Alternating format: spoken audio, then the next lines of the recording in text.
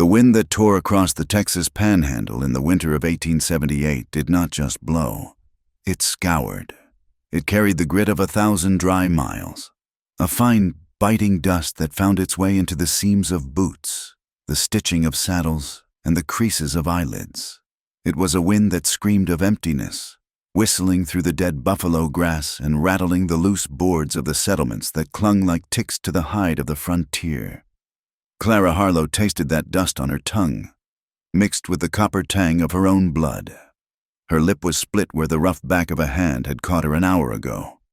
She kept her head down, staring at the ground as she was dragged forward. The earth here was packed hard, frozen solid by the night air, stained with patches of oil and tobacco juice. The rope around her wrists was new. It was stiff hemp, treated with coal oil, and it bit into her skin with every jerk of the line. Her brother, Emmett, held the other end.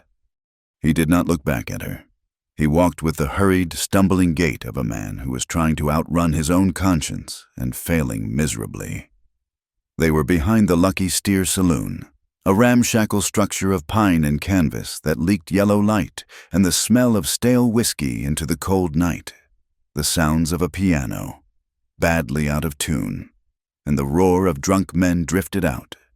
But here in the alley, the air was heavy with the stench of horse manure and fear. Clara stumbled, her boot catching on a frozen rut. She fell to her knees, the impact jarring her teeth.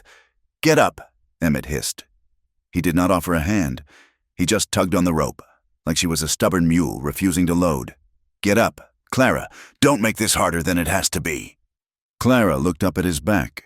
Her coat was thin, gray wool that had seen better years, and beneath it, pressed tight against her ribs by the constriction of her corset, was the hard, rectangular shape of the ledger. It dug into her flesh, a constant, painful reminder of why she was here. It was not just the gambling debts Emmett owed. It was what she knew. It was the columns of figures in Silas Crow's handwriting that proved the Indian agent was selling government beef to the miners and starving the tribes. It proved he was selling land titles that did not exist. And it proved he was selling people. She scrambled to her feet, fighting the dizziness. She would not let Emmett drag her. She would walk. She had that much dignity left. "I'm not a horse. Emmett," she said. Her voice was a rasp, dry as the wind. "Shut up," he whispered, his voice trembling. "Just shut up. You don't understand. I had no choice." Crow called the note. It was you or me. Clara stared at his hunched shoulders. She had spent 5 years keeping his books, mending his shirts, and covering for his mistakes after their parents died of the fever. She had believed that blood was a bond that could not be broken. Now she knew that blood was just a liquid, and it could be bought and sold like whiskey. They reached the hitching post at the edge of the darkness. A single lantern hung from a rusty nail on the saloon wall, its glass chimney thick with soot. The flames sputtered in the draft, casting long, wavering shadows that danced like ghosts on the peeling wood. A man was waiting for them. He was leaning against a water trough, smoking a thin cigar. He wore a long duster coat that hid the heavy revolver at his hip, but the way he stood, balanced on the balls of his feet, told Clara he was a man who used violence as a tool of his trade. This was not Crow. Silas Crow did not dirty his hands in back alleys. This was one of his enforcers, a man named Pike. "You are late," Pike said. His voice was flat, devoid of interest. Emmett stopped, his hands shaking so hard the rope vibrated. "I had to take her out without the neighbors seeing." She fought. Pike pushed away from the trough. He took a step forward, the lantern light catching the grease on the brim of his hat. He looked Clara up and down, not with lust, but with the cold appraisal of a butcher eyeing a side of beef. She looked skinny. Pike said, "And bruised. Mister, Crow likes his merchandise undamaged. She is strong." Emmett babbled, terrified. "She can cook. She can read and write. She is worth the debt."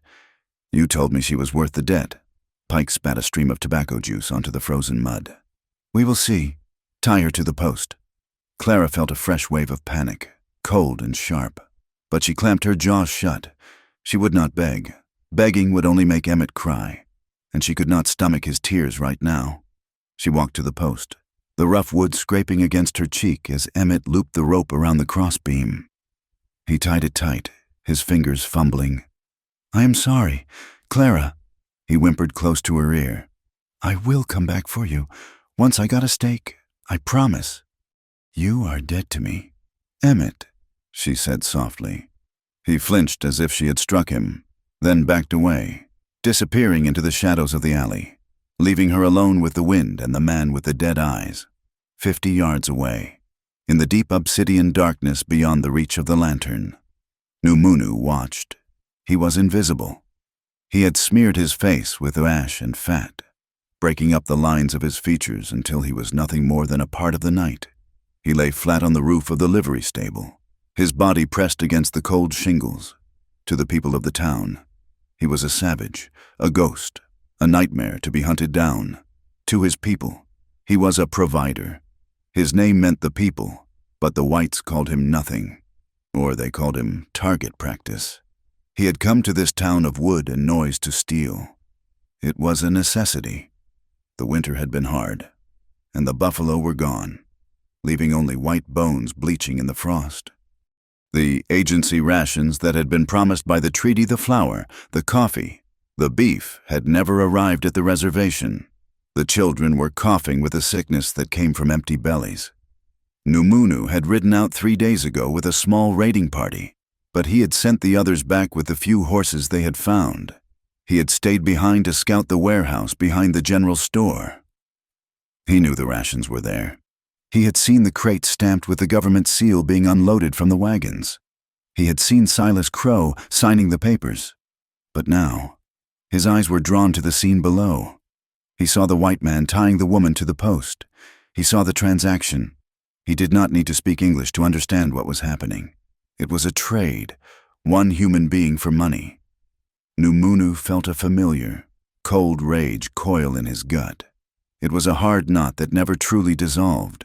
5 years ago, before the reservation, before the hunger, he had a sister.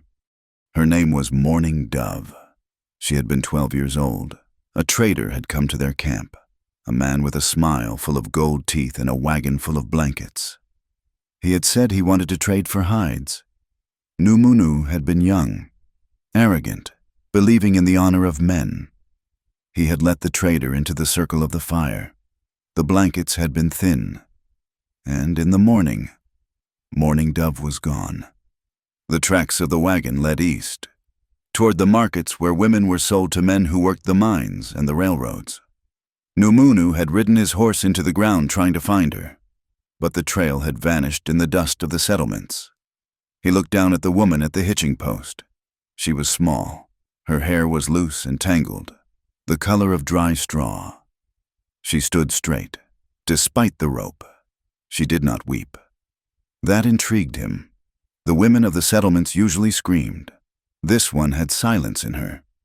He shifted his weight, the leather of his leggings making no sound. He should leave. He had seen the guards patrolling the warehouse, 2 men with rifles. He could take them, but gunfire would bring the whole town. The smart thing, the warrior thing, was to slip away, return to his horse hidden in the scrub oak by the river, and ride back to his people. One white woman's fate was not his concern. The survival of the band was everything. But the image of Morning Dove would not leave him. Below, the negotiation continued. $300, Emmett had said earlier. In his dreams. $150, Pike said now. Clara heard the number clearly. $150. That was the price of her life. It was less than the price of a good team of oxen.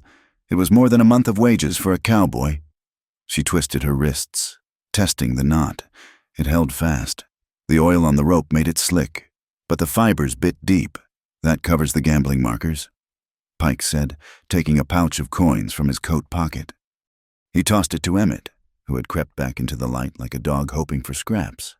And it buys you a train ticket out of here. Crow wants you gone. Harlow, tonight. If we see you in town tomorrow, we will hang you for selling your own sister. It is illegal, you know. Pike laughed, a dry, hacking sound. The irony was thick enough to choke on. The law here was whatever Silas Crow said it was. He was the Indian agent, the mayor in all but name, and the man who owned the sheriff. He created the debts, and he collected the collateral. Clara felt the sharp corner of the ledger pressing against her skin. She had found it 3 days ago, hidden in the false bottom of the safe at the land office where Emmett had forced her to work off his interest. She had opened it, expecting to find boring land deeds. Instead, she had found a list of names, native names, women's names, and beside them, prices and destinations. Crow was not just stealing flour. He was running a pipeline, moving captured women from the reservations to the brothels of St. Louis and New Orleans, and moving white women with no family to the mining camps in the north. She had stolen it. It was her insurance. Or so she had thought. She had confronted Emmett, hoping he would take it to the marshals. Instead, he panicked and went straight to Crow to make a deal. 150? Emmett muttered, weighing the pouch. It is not enough. It is all you get, Pike said. Now get moving. Emmett looked at Clara one last time. His eyes were wet, pathetic. I had to. Clara, you will be fine. You are tough. He turned and ran, disappearing into the dark, the sound of his boots fading into the howling wind. Clara was alone with Pike.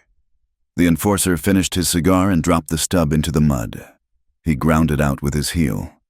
He walked over to her, taking a knife from his belt. For a second, Clara thought he was going to cut her throat, and a strange calm washed over her. At least it will be over. But he only reached out and slashed the rope that tied her to the post, leaving her wrists still bound together. Come on, Pike said. I have a wagon waiting down the road. You make a sound, and I will knock your teeth out. He grabbed the trailing end of the rope and yanked. Clara stumbled forward. Up on the roof, Numanu notched an arrow to the string of his bow. It was a short bow, made of bois d'arc wood, reinforced with sinew. He did not use a rifle for this work. A rifle spoke too loud. An arrow whispered. He was not going to save her. He told himself this firmly. He was just going to create a diversion. He would spook the horses, cause a little chaos, and maybe in the confusion, he could slip into the warehouse. But his eyes were fixed on the way Pike held the rope. It was the same way a man led a dog. The wind gusted, rattling the tin roof of the saloon. Numunu breathed in, smelling the coming snow in the air. The cold was a living thing, biting at his exposed skin. But he did not feel it. He felt only the heat of the memory. Clara walked. Her mind was racing. She calculated the distance to the main street 200 yards. Too far to scream. The saloon was closer, but the music drowned out everything. She felt the weight of the ledger. If Pike searched her, if he found the book, she was dead. Crow would not risk a trial. He would bury her in the cellar. She had to do something. They passed a stack of empty whiskey barrels. The shadows here were deep. Clara looked at the ground. There were stones, loose rubble. She thought of the fire in the stove at home. She thought of the way the flames consumed everything, turning wood to ash. She wished she was fired. Pike stopped to adjust his hat. Move faster, he growled. Clara saw her chance. It was a terrible, desperate chance, but it was all she had. Above her, Numunu saw the tension in her shoulders. He saw her shift her weight. He lowered his bow slightly, watching. The night was vast and indifferent. The stars were hard chips of ice in the black sky. This was the borderland, the edge of the world, where civilization frayed into savagery, and savagery was often more honest than the law. Clara Harlow took a breath, filling her lungs with the dust and the cold. She was scared. She was terrified. But beneath the fear, there was a spark of something else. Rage, pure, white-hot rage. She was not a currency. She was not a line item in a ledger. She prepared to move. And in the darkness above, the Comanche warrior held his breath, waiting for the moment to break the silence. The wind howled, a lonely, mournful sound that echoed across the plains, carrying the secrets of the dead and the desperate prayers of the living. The lantern flame flickered violently, casting the world into momentary gray before flaring up again. In that brief dimness, the distance between the woman on the ground and the man on the roof seemed to vanish. Two survivors, battered by the same wind, about to collide in the space between a heartbeat and a gunshot. The price had been paid. The deal was done. But the night was just beginning. Clara looked at the back of Pike's neck. She looked at the heavy revolver on his hip. She did not know how to use a gun well, but she knew how to cause pain. She took a step. Nunu's fingers tightened on the bowstring. The wind roared one last time, drowning out the sound of the piano, leaving only the sound of breathing and the crunch of boots on frozen earth. It was time. Pike yanked the rope again, hard enough to make Clara stumble. This time, she did not correct her balance immediately. She let her knees buckle, sinking toward the frozen earth as if her spirit had finally broken under the weight of the wind and the fear. "Getting up," Pike grunted, stopping and turning back, his hand drifting toward the revolver on his hip. "Do not make me drag you, girl. I will ruin that pretty coat." Clara kept her head down, her hair falling like a curtain around her face. She was not crying. Her jaw was aching, her teeth sore. For the last 50 yards, under the cover of the howling wind and the shadows, she had been gnawing at the knot on her wrists. The coal oil tasted foul, burning her tongue like acid, but the hemp had frayed. One strand remained, just one. She snapped her head up, her eyes wide and feral, with a savage jerk of her wrists and a snap of her teeth that threatened to crack a molar. The last fiber gave way. Her hands were free. Pike blinked. His reaction slowed by arrogance. He had expected a weeping woman, not a cornered badger. In one fluid motion, Clara scooped a handful of freezing, grit-filled dirt from the ground and flung it upward. The sand struck Pike full in the face.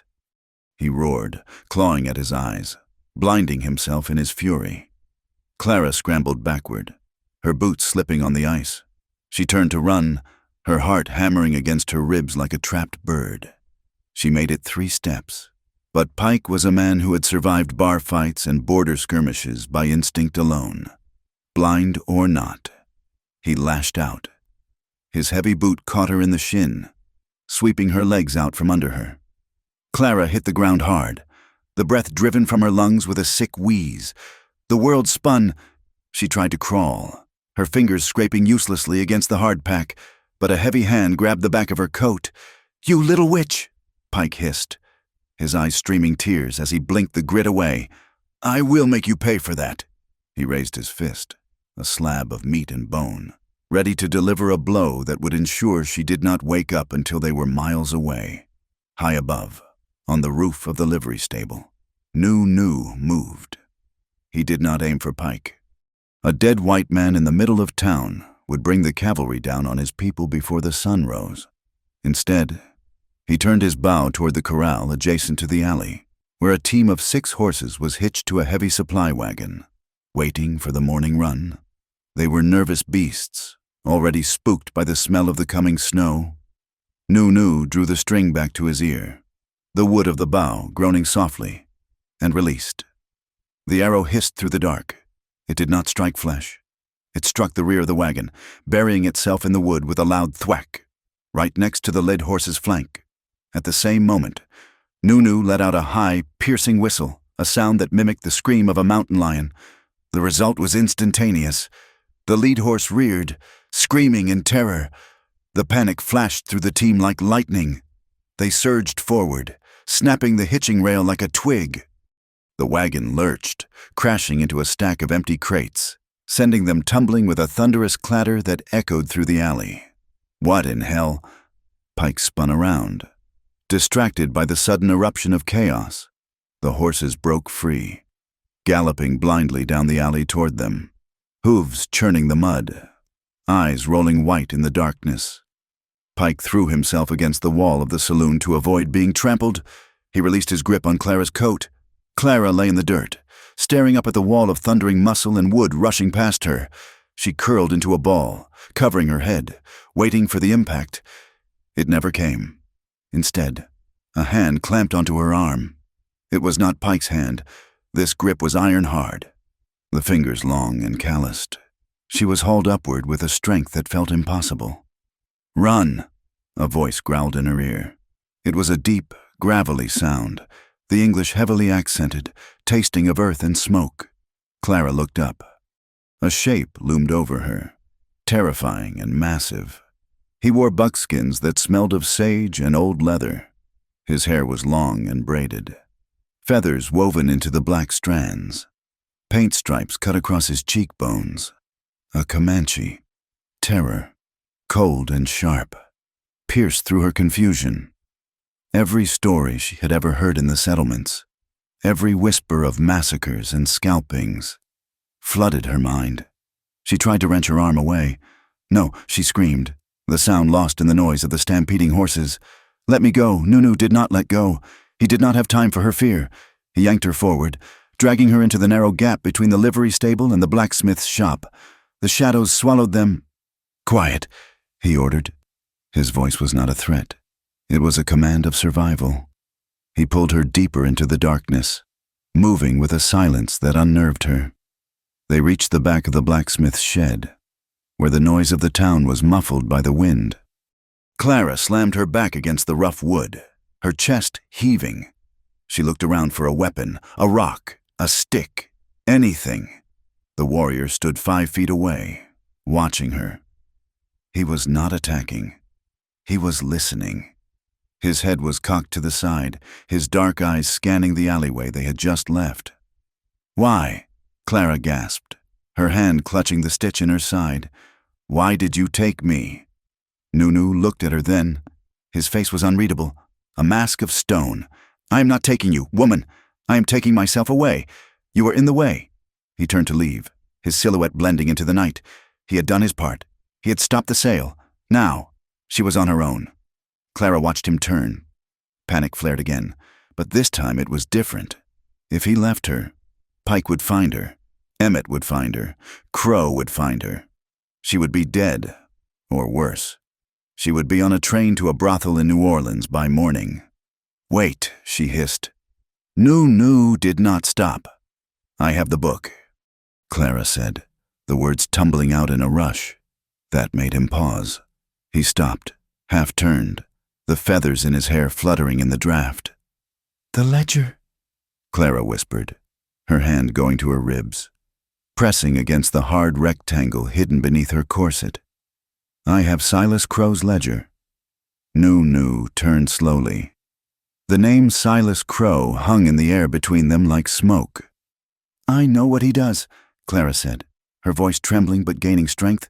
I know he steals the beef meant for the reservation. I know he sells the land that belongs to your people. And I know about the women. Nunu took a step closer, his eyes narrowing. What women? The stolen ones. Clara said, the ledger has names. Morning Star, Little Dear, Sarah. It lists where he sent them. It lists the price. Nunu went still. The air around him seemed to drop 10 degrees. The memory of his sister, Mourning Dove, rose up, choking him. He remembered her laugh, and he remembered the empty space where she had slept. He had always suspected Crow was involved, but he had never had proof, just rumors and the empty bellies of his tribe. If they catch me, Clara continued, realizing she had struck a nerve, they will burn this book, and the proof will be gone forever. Not just me, the truth about where your people have gone. It will disappear. Nunu looked at the white woman. She was small, pale, and smelled of the fierce sweat of the town. She was everything he had been taught to despise an encroacher, a taker of land. But in her eyes, he saw a fire that mirrored his own.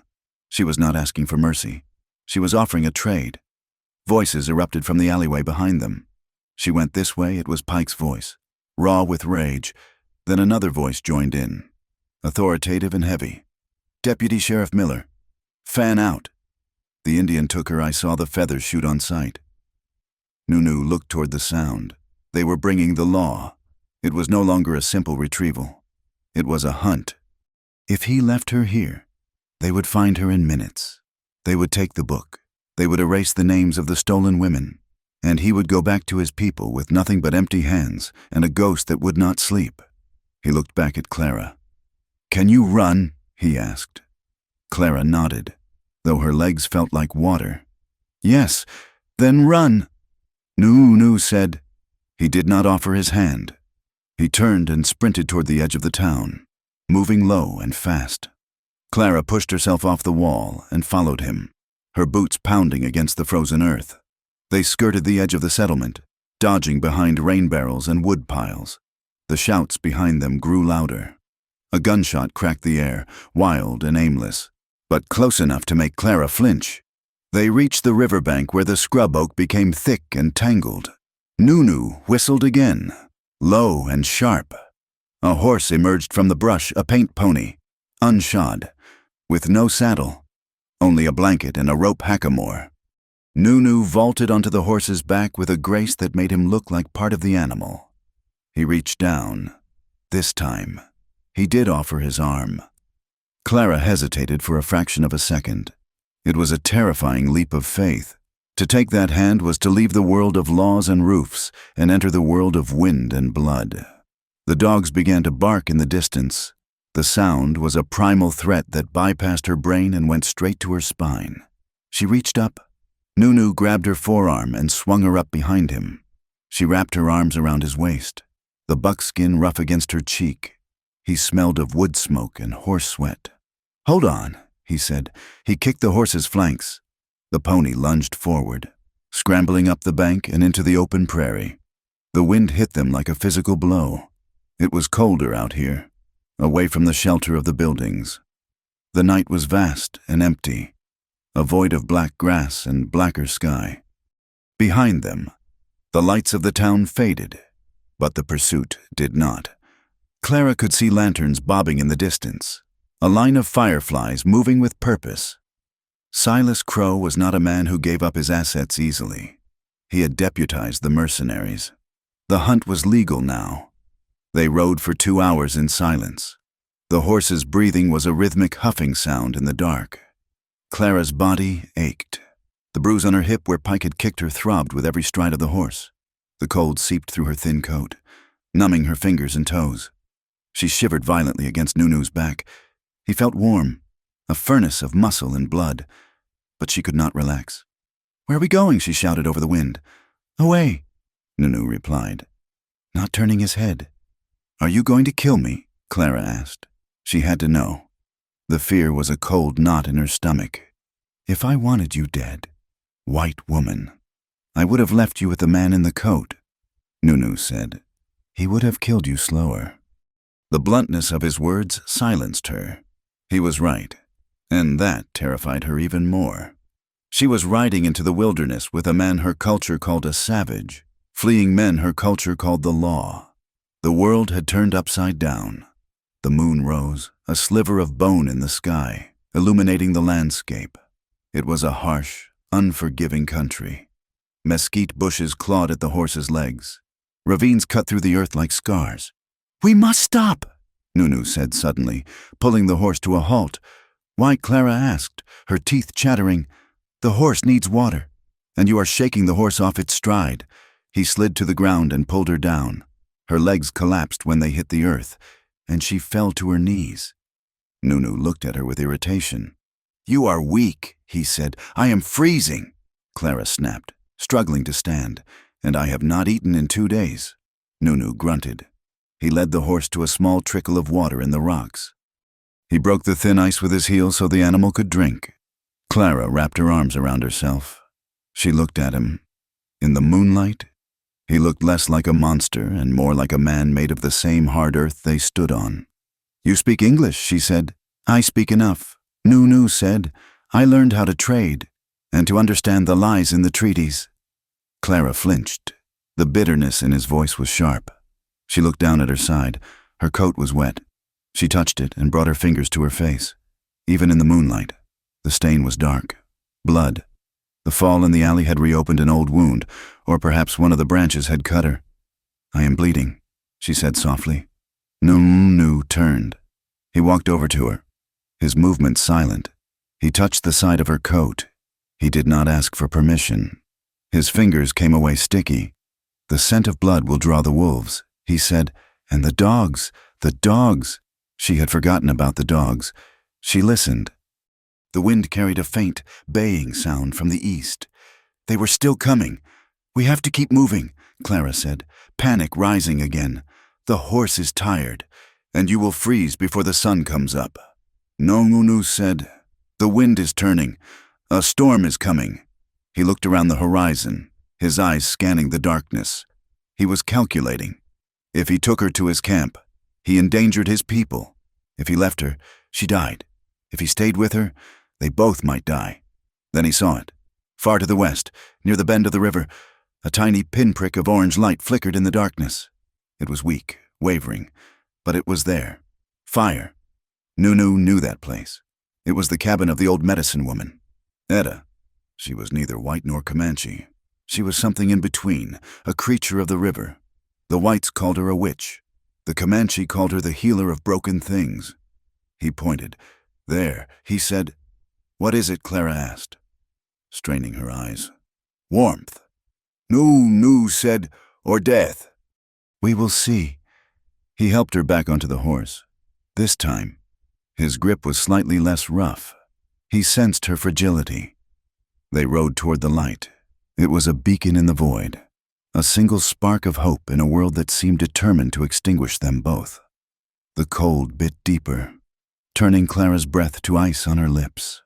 She pressed her face against Nunu's back, closing her eyes, listening to the heartbeat of the man she was supposed to hate, and the baying of the dogs that wanted to tear them apart. The wind howled, burying their tracks in dust. As they moved toward the fire, the cabin was not much more than a pile of driftwood and mud plastered against the side of a limestone bluff. But to Clara Harlow, it looked like a palace. The light spilling from the single window was yellow and thick, promising a heat that her frozen bones were screaming for. Nunu slid off the horse first. He moved with a stiffness that betrayed his own fatigue, though his face remained a mask of indifference. He reached up and pulled Clara down.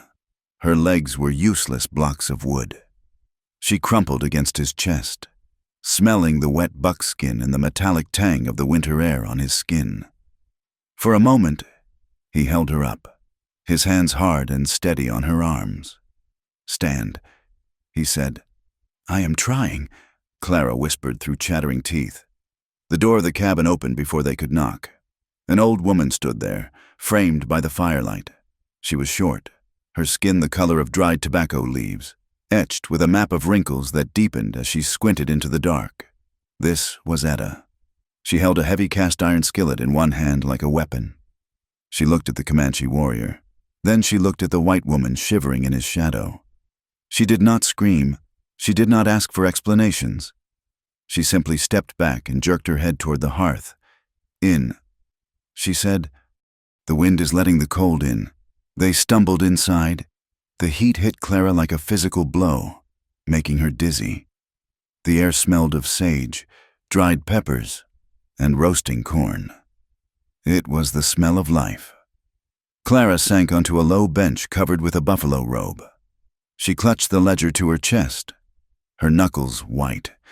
Etta bustled over, setting the skillet down on the wood stove. She looked at the book in Clara's arms, her eyes, sharp and black as obsidian, narrowed. "That is a heavy thing for a girl to carry," Etta said. "It is just a book," Clara lied, her voice weak. Etta snorted. She reached out and tapped the leather cover with a gnarled finger. "Paper burns, child, but that thing there, that thing burns people faster than wood. I can smell the problem on it." She turned her attention to Clara's side. The blood had soaked through the gray wool coat, drying into a stiff, dark crust. Etta made a noise of disapproval in her throat. "Take the coat off," Etta commanded. Clara winced as she peeled the layers away. The shirt beneath was stuck to her skin. Etta did not hesitate. She took a bottle of clear, unmarked spirits from a shelf and a handful of dried leaves from a jar. "This will bite," Etta warned. She poured the alcohol over the wound. Clara cried out, arching her back, her vision whitening for a second. The pain was sharp and hot, searing the edges of the cut where the branch or perhaps Pike's boot had torn her skin.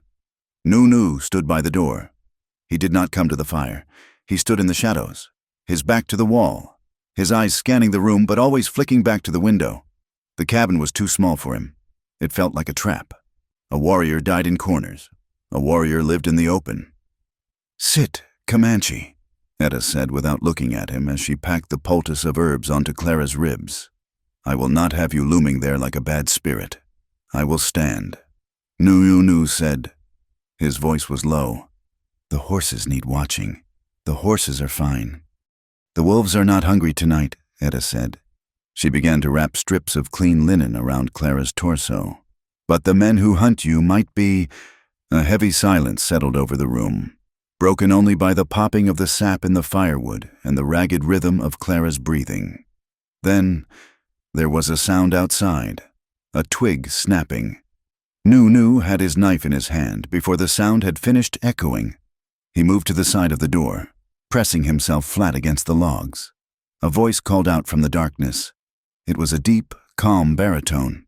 I am coming in. Etta, don't shoot. And tell your friend behind the door I have no quarrel with him unless he starts one. Etta sighed. She finished tying the bandage. Open it, she said to Nu.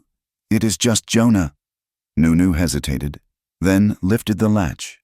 The door swung open, and a man stepped inside, bringing a gust of snow with him. Jonah Reed was a giant of a man, his skin the color of deep mahogany. He wore a coat made of bear fur that made him look even larger. A long Sharps buffalo rifle was cradled in the crook of his arm. He was a free man, a trapper who knew the panhandle better than the surveyors who drew the maps. He looked at Nu, then at Clara, and finally at Etta.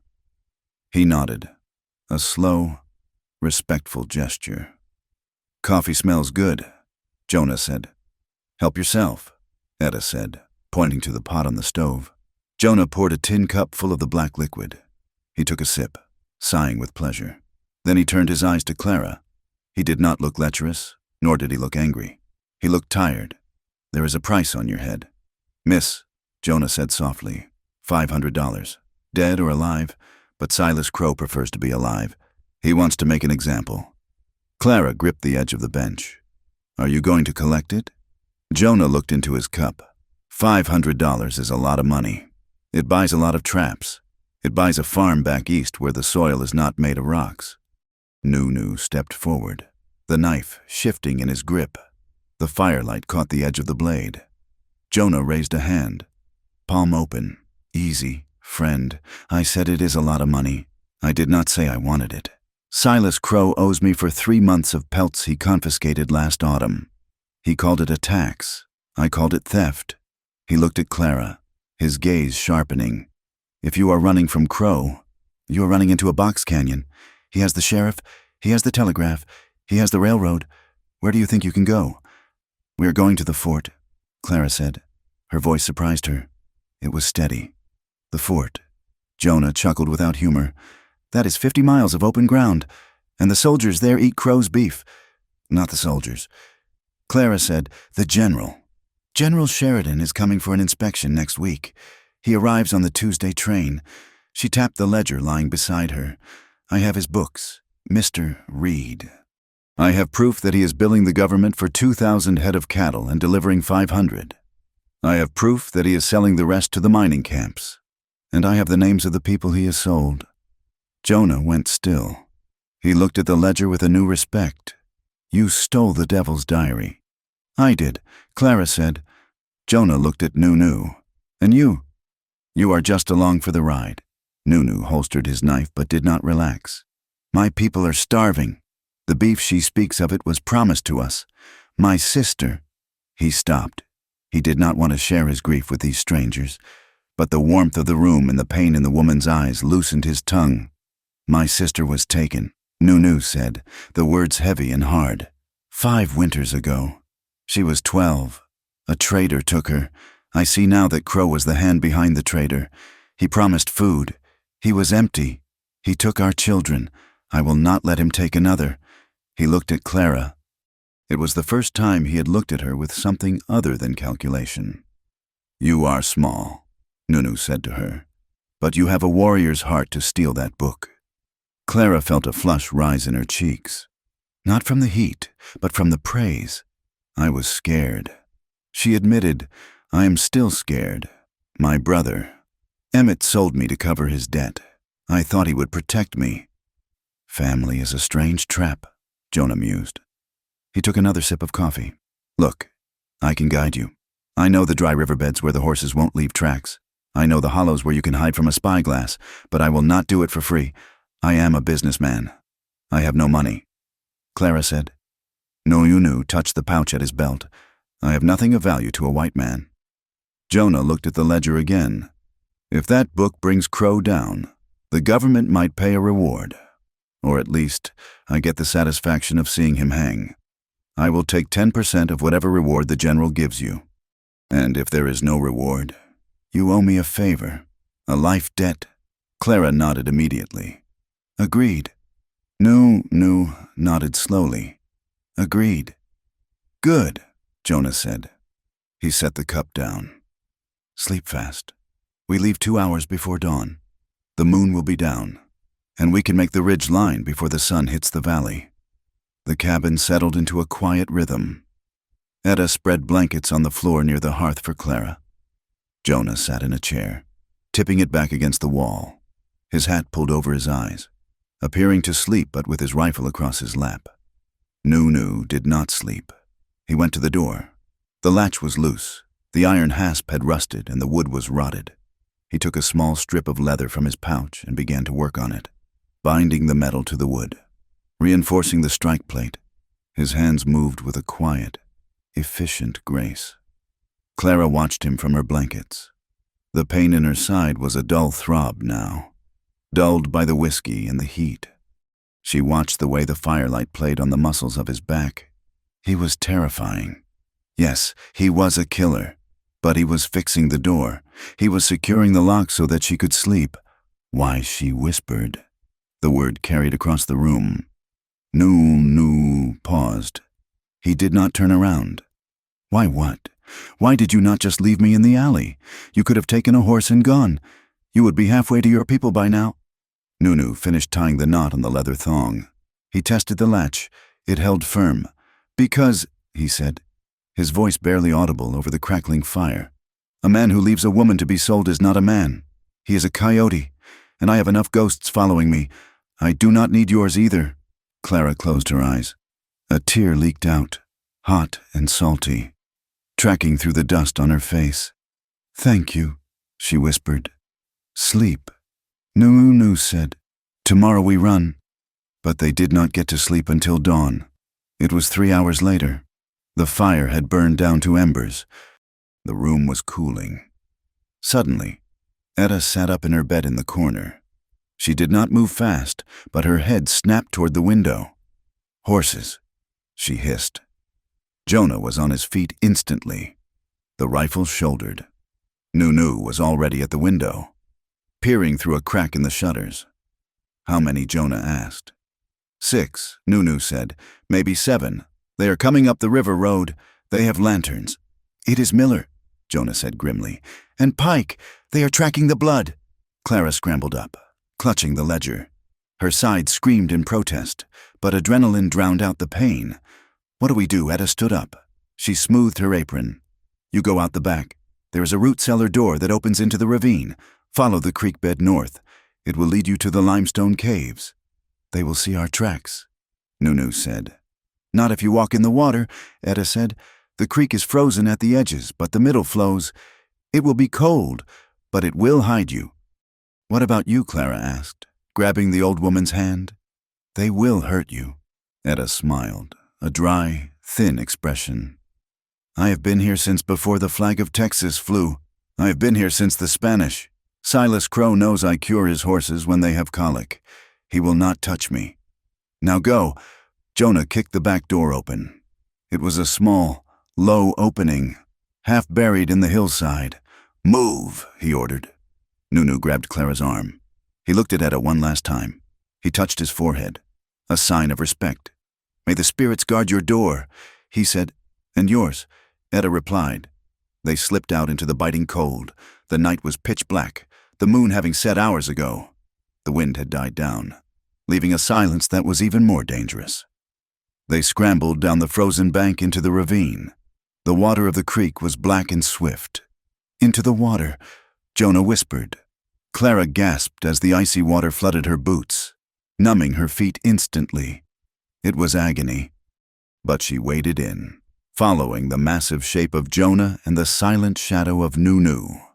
Up in the cabin, they heard a heavy fist pounding on the front door. "Open up, witch." It was Pike's voice. "We know they are here. We found the blood on the trail." They heard the door creak open. They heard Etta's voice, calm and shrill. "I have no one here but my ghosts, you loud fool, and if you wake them up, you will regret it." "Search the place," Miller shouted. Clara slipped on a mossy rock. She started to fall. Nunu's hand shot out, grabbing her coat, holding her up. He pulled her close. Silence. He breathed against her hair. They stood frozen in the creek, the water rushing past their knees. Above them, on the bluff, boots stomped on the wooden floorboards of the cabin. They heard furniture overturning. They heard cursing. "She was here." Pike growled. "I can smell the blood. And the medicine." "She came." Etta's voice drifted down. Defiant. A girl, bleeding like a stuck pig. "She bought a bandage and stole a horse. She rode south toward the Mexican border. She said she had family in El Paso." South Miller sounded skeptical. "Look at the tracks," Etta said. "The horse tracks go south from the hitching post." Nunu looked at Jonah. Jonah grinned in the dark. "I turned the paint pony loose before I came in," Jonah whispered. "I smacked his rump and sent him running south." "You are smarter than you look." "Trapper," Nunu murmured. Up in the cabin, the argument continued. Finally, the sound of boots retreated. "If you are lying, old woman, we will be back to burn this shack down." Pike threatened. "Ride south," Miller commanded. "We can catch her before she crosses the river." The sound of galloping hooves faded into the distance, moving away from them. Clara let out a breath she had been holding for what felt like a lifetime. She was shaking uncontrollably now, the wet cold seeping into her marrow. "We have to move," Nunu said. "We have gained an hour, maybe 2. When they realize the tracks are empty, they will circle back." Jonah nodded. "We head for the Caprock escarpment. It is hard climbing, but the horses cannot follow us there." They began to trudge upstream, fighting the current, moving deeper into the wilderness. The ledger was heavy against Clara's chest, a burden of paper and ink that weighed more than stone. But as she looked at the back of the Comanche warrior moving ahead of her, breaking the ice with his strides, she realized she was no longer just a victim running away. She was a witness running toward a reckoning. The sun began to bleed a pale, gray light over the eastern horizon. The day had begun, and with it, the real hunt. The land rose up against them like a wall of broken teeth. The Caprock escarpment was not merely a change in elevation. It was a fortress of red earth, limestone, and thorny mesquite that seemed designed to tear the clothes and the hope off anyone foolish enough to climb it. For 3 days, they moved through a landscape that knew no mercy. The sun, even in winter, was a pale, unblinking eye that glared down from a cloudless sky, turning the air brittle. By noon, the sweat dried on their skin before it could bead, leaving a crust of salt. By nightfall, the temperature plummeted, the wind sharpening itself on the rocks until it cut like a skinning knife. Clara Harlow walked until her boots, already thin, began to crack at the seams. She did not complain. She had learned quickly that complaining was a waste of breath, and breath was precious. They stopped in a dry wash, hidden by a stand of twisted juniper trees. Jonah Reed sat on a boulder, cleaning his rifle with a piece of oily rag. He looked at Clara, who was trying to shake the sand out of her skirts. "Come here, girl," Jonah said. Clara walked over. Jonah reached into his saddlebag and pulled out a heavy Colt revolver. It was dark iron, scarred by use, the wooden grip worn smooth by handling. "You carry the book," Jonah said. "But the book will not stop a bullet. You need to know how to use this." Clara took the weapon. It was heavier than she expected, pulling her wrist down. "It is not a toy," Jonah grunted. "And it is not magic. You have 6 shots. If you miss 6 times, you are just holding a very expensive club." He pointed to a dead stump about 10 yards away.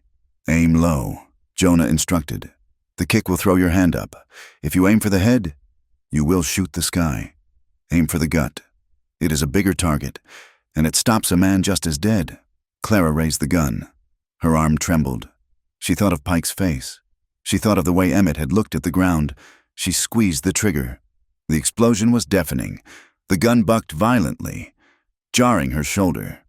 The bullet kicked up a spray of dirt 3 feet to the left of the stump. Jonah did not laugh. "You closed your eyes," he said. "Never close your eyes. If you cannot look at what you are killing, you have no business pulling the trigger." Nunu was watching from the ridge, his silhouette broken by the scrub brush. He slid down the slope, his movements silent, a contrast to the violent noise of the gunshot. He approached Clara. "The gun is loud," Nunu said. "It tells everyone where you are. Sometimes you need to be loud," Clara countered, rubbing her sore wrist. "And sometimes you need to be a ghost," he replied. He beckoned her to follow him a few paces away, to a patch of hard ground where the dust lay thick. "Look," he said, pointing to the earth. Clara looked. She saw nothing but dirt and rocks. "Tell me who walked here," Nunu commanded. I don't know." A coyote, Nunu shook his head. "A lizard, a beetle, and the wind. See the ripple, that is the wind from the north. See the tiny scratch, that is a beetle dragging its shell." He looked at her, his dark eyes intense. "The white man teaches you to speak with fire. I teach you to listen to the silence. If you hear the jaybird scream, a man is coming. If the cricket stops singing, a man is close. If you do not listen, you die." Clara nodded, absorbing the lesson. She felt torn between two worlds, the explosive, mechanical violence of Jonah's world and the silent, hyper-aware existence of Nunu's. She realized she needed both. They moved on. On the 4th day, the psychological warfare began. They were navigating a narrow canyon, the walls rising high and red on either side, amplifying every sound. Suddenly, a voice echoed off the stone. "Clara."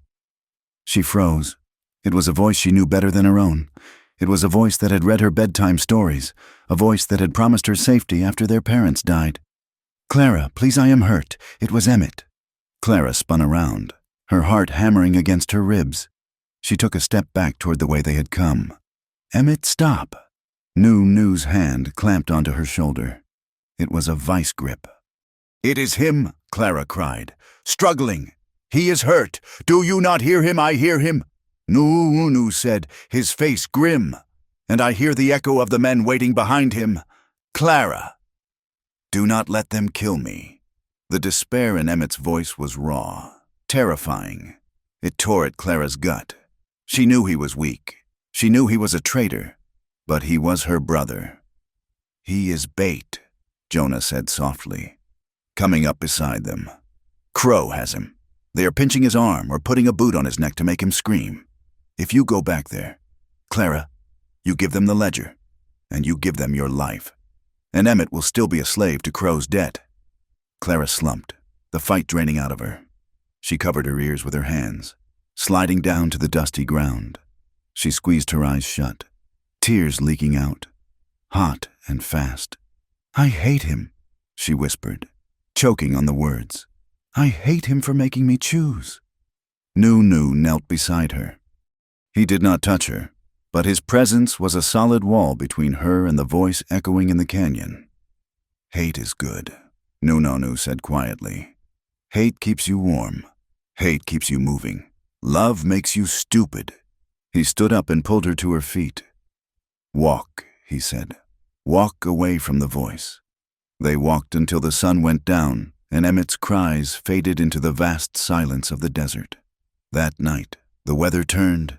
The wind shifted from the north, bringing a sudden, biting freeze that signaled a blue norther. The temperature dropped 20 degrees in an hour. They found shelter in a shallow cave, really just a depression in the rock face protected by an overhang. There was no wood for a fire, and lighting one would have been suicide after the scene in the canyon. They sat in the dark, huddled together for warmth. Jonah took the first watch near the mouth of the cave, wrapped in his bear coat. Clara sat with her back against the cold stone, shivering uncontrollably. Her teeth clattered together, The cold was a physical weight, pressing the air out of her lungs. Nunu sat opposite her. He watched her shake. He saw the way she tried to curl into herself, to disappear. Without a word, he unbuckled the heavy buffalo hide coat he wore over his buckskins. He stood up and walked over to her. He draped the heavy fur over her shoulders, tucking the edges around her legs. Clara looked up, startled. The coat was heavy, smelling of him smoke, earth, and man. The warmth was immediate, trapping her body heat. "You will freeze," she chattered. "I have endured colder nights than this." "No," Nunu said. He sat down next to her, close enough that their shoulders touched, sharing the warmth. He did not put his arm around her, but he did not pull away. Clara pulled the coat tighter. "Thank you," he grunted, a non-committal sound. "Why do you do it?" Clara asked after a long silence. "Why do you help me? Is it just to hurt Crow?" Nunu looked out at the slice of starry sky visible beyond the overhang. "I want to be free," he said. "We all want to be free."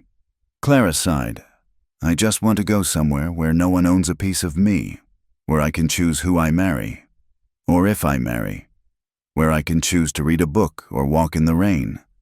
That is freedom. To own yourself." Nunu shook his head slowly. "That is a white person's freedom. You think freedom is being alone? What is your freedom then?" Clara asked. Nunu turned to her. His face was just a profile in the dim starlight, sharp and severe. "Freedom is knowing that my people will wake up tomorrow. Freedom is knowing that when I hunt, the meat goes to my children, not to a dusty warehouse. Freedom is not being alone. Freedom is not letting anyone take what is yours." He looked at her then, his eyes catching a glint of the stars. "You are fighting to run away." "Clara, I am fighting to stay." Clara fell silent. She realized then the vast gap between them, and yet the strange bridge that connected them. They were both fighting to exist in a world that wanted to erase them. She leaned her head back against the stone, unconsciously. She let her head tilt sideways until it rested against his shoulder. He stiffened for a second, then relaxed. He did not move away. The next day, the ambush happened. They were crossing a ridge near an abandoned homestead, a rotting shack and a collapsed barn that stood like skeletons against the sky. Jonah had signaled that it was clear, but the wind had played a trick on them. A shot rang out, cracking the air like a whip. Dirt exploded near Clara's feet. Down Jonah roared, diving behind a fallen log and bringing his rifle up. Bullets began to chew up the ground around them. It was not the lawmen this time. It was the mercenaries. Hired guns who shot first and checked identities later. Clara scrambled toward the shack, her heart in her throat. She fumbled for the heavy revolver at her belt. A man emerged from the brush, 30 yards away, raising a rifle. Clara stopped. She planted her feet. She remembered Jonah's voice. "Aim low." She leveled the gun, gripping it with both hands, and pulled the trigger. The gun roared. She did not hit the man, but the bullet struck the wooden post next to his head, sending splinters flying. He flinched, ducking back. "Run!" Nunu was beside her, grabbing her arm. They sprinted for the shack as Jonah provided covering fire, his Sharps rifle booming like a cannon, dropping one of the attackers. They burst into the shack. It was small, dark, and smelled of rat droppings and old decay. Bullets thudded into the exterior logs, puffing dust into the air. Nunu kicked the door shut and barred it with a rotting plank. He spun around, his chest heaving, his eyes wild with the battle fever. Clara leaned against the wall, gasping for air. Her hands were shaking so hard she almost dropped the gun. She was alive. She had shot back. The adrenaline was coursing through her veins like liquid fire, making her skin prickle. Her senses heightened to a painful degree. "Are you hit?" Nunu demanded, stepping close to her. "No," Clara gasped. "No. Are you—" Nunu did not answer. He checked the window, firing an arrow through the gap, forcing the attackers to keep their heads down. Then he turned back to her. The space in the shack was tiny. They were forced together. The air was thick with dust and the metallic scent of terror. Clara looked at him. He was covered in dust. sweat streaking the war paint on his face. He looked dangerous. He looked alive. And suddenly, the fear transmuted into something else. It was a desperate, clawing need to affirm life in the face of death. She took a step toward him. He did not retreat. "You saved me," she whispered. "Again, I am protecting the ledger," he said, but his voice lacked conviction. "It was rough, breathless. Liar," Clara said. She reached out and touched his chest. His heart was hammering against her palm, a frantic rhythm that matched her own. The heat radiating off him was immense. Nu looked down at her. His eyes searched her face, seeing the dirt, the fear, and the raw, undeniable hunger. The barrier between them, the culture, the war, the mistrust shattered under the weight of the moment. He dropped his bow. He took a step forward, eliminating the space between them. He cupped her face in his hands, his thumbs tracing the line of her jaw. His touch was not gentle. It was possessed. Clara gasped as he lowered his head. He kissed her. It was not a soft kiss. It was hard, hot, and tasting of salt and desperation. It was a collision. Clara made a sound in her throat, a whimper of release, and wrapped her arms around his neck, pulling him closer, anchoring herself to him. She kissed him back with a ferocity that surprised them both, biting at his lip, demanding everything he had. He pressed her back against the rough log wall. The friction of his body against hers was heavy and grounding. He broke the kiss to breathe, burying his face in the crook of her neck, his breath hot on her skin. His hands moved down her back, pulling her hips against his. Clara's hands roamed over his shoulders, feeling the breadth of him, the solid muscle beneath the buckskin. He felt like a mountain. He felt like a fortress. "You're so big," she murmured, the words slipping out on a ragged breath. She wasn't just talking about his size. She was talking about the way he filled the room, the way he blocked out the gunfire and the wind and the fear. He was the only thing in the world that felt solid. Nu lifted his head. His eyes were black fire. He looked at her mouth, swollen from his kiss, and then into her eyes. "All of me is yours," he rasped. The declaration hung in the dusty air, absolute and terrifying. He kissed her again, deeper this time, a seal on a pact made in blood and adrenaline. His hand moved to the laces of her bodice. Clara's hands went to the ties of his shirt. Outside, the wind howled around the shack, and a stray bullet thudded harmlessly into the roof. But inside, there was only the fire in the tin can of their hearts, burning bright enough to consume them both. The world faded to black, leaving only the sound of their breathing and the storm outside. The morning light that filtered through the cracks in the shack's walls was gray and cold. It offered no judgment, only illumination. Clara woke first. She was lying on the dirt floor, wrapped in the buffalo robe, her head resting on Nu's arm. The violence of the night before, both the battle and the passion, felt like a fever dream. She moved slightly, and Nu was instantly awake. He did not jump up. He did not reach for a weapon. He simply looked at her. The air between them was thick with awkwardness. They were strangers who knew each other's bodies better than they knew each other's histories. Clara pulled the robe tighter around herself, suddenly conscious of her unkempt hair and the bruises on her skin. Clara started, then stopped. She did not know what to say. "I love you" was too big. "Thank you" was too small. Nu sat up. He adjusted his leggings, his face returning to its stoic mask, though his eyes remained soft when they touched hers. "The men are gone," he said quietly. "Jonah chased them off in the night." "Oh," Clara said. She sat up, fixing her clothes. Her fingers fumbled with the buttons. Nu reached out and brushed a stray lock of hair behind her ear. His hand lingered for a second on her cheek. "We must go," he said, but he did not pull away immediately. Clara nodded, leaning into his touch for a brief, stolen moment. "Yes, we must go." They did not speak of what had happened. They did not need to. The bond was there, woven into the silence. It was not a fairy tale romance. It was a knot tied with wet rope, hard to undo, and tightening with every strain. They found Jonah outside, boiling coffee over a small smokeless fire.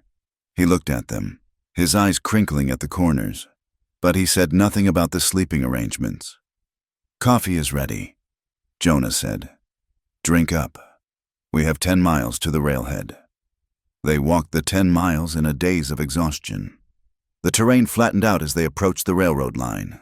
The anticipation began to build. The ledger felt lighter now, as if the end was finally in sight. By mid-afternoon, they crested the final ridge.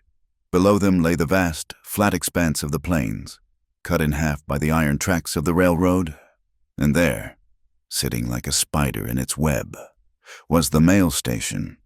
It was a small building with a water tower and a platform. It was their salvation. It was where the general's train would stop. But as they lay on their bellies on the ridge, looking down, Clara's heart sank. Surrounding the station were men, not just a few deputies. There were at least 20. They had set up a perimeter. There were tents. There were horses. And standing on the platform, looking through a spyglass at the very ridge where they lay, was a man in a fine black suit. Silas Crow. "He is there," Nu whispered, his voice flat. "He knew we were coming," Jonah cursed softly. "He guessed the play. He owns the telegraph. He probably intercepted a message or just figured that the general was your only hope." Clara stared down at the blockade. Crow stood between her and justice. He stood between the Comanche people and their survival. "We can't get through," Clara whispered, despair clawing at her throat. "Not with 20 men." Nu looked at her. He looked at the despair on her face. Then he looked at the ledger she clutched in her hands. "We do not need to fight 20 men, Nu said, a cold determination settling in his eyes. "We just need to get one book to one train." "But how?" Clara asked. Nu looked at Jonah. Jonah looked back, and a silent understanding passed between the warrior and the trapper. "We made a new plan," Nu said, "and this time, we do not run. We attack." The steam whistle of the Union Pacific engine cut through the dry afternoon air like a knife, a high shrieking promise of civilization that echoed off the canyon walls. To Clara Harlow, it sounded like the trumpet of Judgment Day. They lay flat on the ridge overlooking the depot, the iron rails shimmering in the heat. Below, the station was a hive of activity, but not the honest bustle of commerce. It was a fortress. Silas Crow had arranged his men in a semicircle around the platform. Their dusters swept back to reveal the glint of badges and gun belts. The train, a beast of iron and smoke, was beginning to slow, its brakes squealing as it approached the water tower. This was the inspection train. General Sheridan and his staff were on board. "We have one chance," Jonah Reed said, checking the load in his Sharps rifle one last time. "When the train stops, there will be steam. There will be noise. We move then." Nu did not speak. He was tying a strip of rawhide tighter around his left forearm, securing his knife sheath. He looked at Clara. His eyes were dark, unreadable pools that held a terrifying calmness. He did not say goodbye. He did not offer false hope. He simply looked at her, and in that look, Clara saw the reflection of the fire that had burned in the shack the night before. "I am ready," Clara said, though her hands trembled as she clutched the ledger. "Then let us walk," Nu said, "not as fugitives, as people who own the ground they stand on." They stood up. The descent was not covert. They did not crawl. They walked down the slope in plain sight, 3 figures silhouetted against the vast, blue Texas sky. A white woman in a torn, blood-stained coat, a massive black mountain man with a buffalo gun, and a Comanche warrior with paint on his face. Below, a shout went up. Men pointed. Rifles were raised. "Hold your fire!" Silas Crow's voice drifted up, amplified by the acoustics of the valley. "I want them alive. I want the book." They reached the flat ground of the station yard just as the train hissed to a halt. Steam billowed out in great white clouds, obscuring the platform for a moment. When it cleared, a group of uniformed men had stepped off the rear car. In the center stood a man with the hard, bearded face of authority, an officer, surrounded by aides. Crow moved quickly to intercept them, positioning himself between the newcomers and the approaching trio. He put on his best smile, the one that had charmed investors and politicians for 20 years. "General." Crow called out, spreading his arms. "Apologies for the disturbance. Just a local matter. Some renegades are disturbing the peace. My deputies are handling it." The officer looked past Crow, his eyes narrowing as he saw Nunu and Clara walking steadily toward them. "Renegades?" the officer asked. "That looks like a white woman." "She is confused," General Crow said smoothly, his voice dripping with false concern. "Kidnapped. Stockholm Syndrome. I believe the doctors call it. The savages turned her mind. We're just trying to get her home safely. Clara, Nunu!" And Jonah stopped 10 yards away. A line of deputies stood between them and the train, hands hovering over their holsters. Crow turned to Clara, his face twisting into a mask of pity. "Clara, my dear, thank heavens you are alive. Put the book down. Come here. Your brother is worried sick about you." He gestured, and Emmett stepped out from behind a stack of crates. He looked like a ghost. His clothes were disheveled, his face pale and bruised, his eyes darting nervously between Crow and his sister. "Clara," Emmett croaked. "Please, just give him the book. He says he will forgive the debt. He says we can go to St. Louis. Just you and me, like we planned." Clara looked at her brother. She saw the sweat on his upper lip. She saw the terror that had eaten him hollow. And she felt something inside her break not with a snap, but with a slow, grinding finality. "There is no St. Louis." "Emmett," Clara said. Her voice was not loud, but it carried through the silence of the yard. "There is only the lie you sold me for." She took a step forward. "Stop her," Crow barked at the deputies. "She is hysterical." "Wait." The military officer stepped forward. He was a colonel, not the general himself, but he wore the insignia of the Inspector General's office. "Let her speak. She is dangerous." Colonel Crow insisted, stepping in front of the officer. "That man with her is a killer. A Comanche raider. I am not the killer." "No," said. His voice was deep, resonating from his chest, cutting through Crow's frantic energy like a stone dropped in water. He did not shout. He spoke English with a slow, deliberate cadence. "I am a witness." No, continued. "And this woman holds the truth." Crow's face hardened. He dropped the pretense. "Pike, arrest them. Now." Pike and 3 other men stepped forward, guns drawn. Nunu moved. He did not draw a weapon. He stepped in front of Clara, placing his body between her and the weapon. He stood with his arms loose at his sides, his chin lifted. He made himself a wall. "Shoot," Nunu challenged softly. "Shoot an unarmed man in front of the United States Army. Show them your law." Pike hesitated. To shoot a man in the back in an alley was one thing. To execute a man in broad daylight with federal witnesses was another. Emmett ran forward, grabbing Clara's arm, trying to pull her from behind Nunu. "Clara, give it to me." "The ledger, the one with the stamps. We can't let them see the stamps." It was a slip, a fatal, panic-induced error. The colonel's ears pricked up. "Stamps? What stamps?" Emmett froze, realizing what he had done. Crow's eyes went wide with fury. Clara pulled her arm free from her brother. She raised the ledger high. "The stamps of the Indian Bureau." Colonel Clara shouted, "And the stamps of the fraudulent land deeds. This book proves that Silas Crow has been selling government beef to the miners. It proves he has been selling Comanche women to the brothels in the South." Lies Crow screamed, his composure shattering. "She is mad. Shoot her, I order you to shoot her." "That is enough," the colonel bellowed, his hand going to his saber. But Crow knew it was over. The game was up. The polite veneer of civilization had been stripped away, leaving only the desperate animal beneath. He grabbed the revolver from his own belt. He did not aim at Nunu. He aimed at Clara. If the witness died, the case might still die with her. "No," Emmett screamed, throwing himself not at Crow, but to the ground, covering his own head in cowardice. Crow fired. The sound was a flat crack that seemed to stop time. Nunu saw the barrel turn. He did not think. He did not calculate. He spun, throwing his body across Clara's, shielding her with his own flesh and bone. The bullet struck him high in the shoulder. The impact spun him around, spraying bright red blood onto the dusty platform. He grunted, a sharp exhalation of pain, but he did not fall. He stayed on his feet, staggering but keeping himself between the gun and the woman. "No, no," Clara screamed, grabbing him as he swayed. Chaos erupted. "Drop your weapons," the colonel shouted, drawing his own pistol. Crow's men were confused.